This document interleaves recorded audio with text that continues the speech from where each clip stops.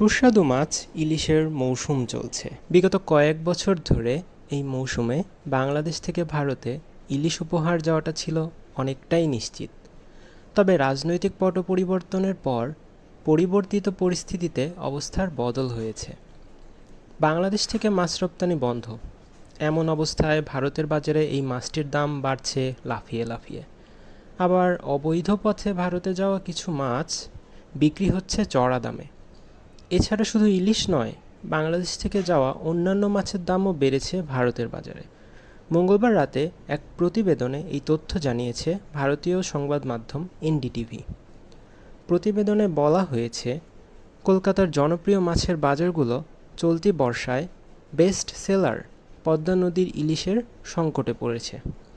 ইলিশ বাংলাদেশের জাতীয় মাছ, তবে এ মাছটি সীমান্তের অপর পাশে পশ্চিমবঙ্গ এবং ভারতের উত্তর পূর্ব অংশের মানুষের কাছেও হট ফেভারিট। এনডিটিভি বলেছে, বাংলাদেশ থেকে আমদানি হওয়া ইলিশের সিংহভাগই পেয়ে থাকে পশ্চিমবঙ্গ।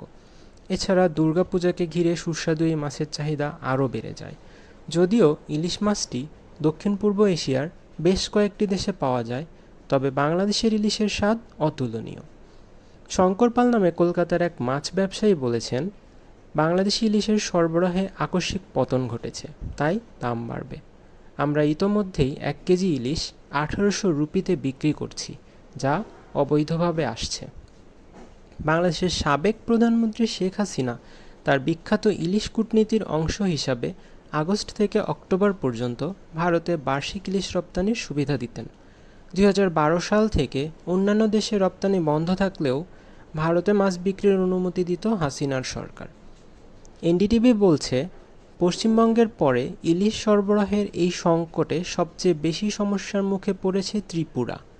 ভারতের উত্তর পূর্বাঞ্চলীয় এই রাজ্যটি পদ্মার ইলিশের অন্যতম প্রধান ক্রেতা এবং সেখানে সুস্বাদু এই খাবারের সরবরাহ বন্ধ হয়ে গিয়েছে। আগরতলার মাছ বিক্রেতা তাপস সরকার বলেন, সরবরাহ কমে গেছে, তাই আমাদের দাম বাড়াতে হবে।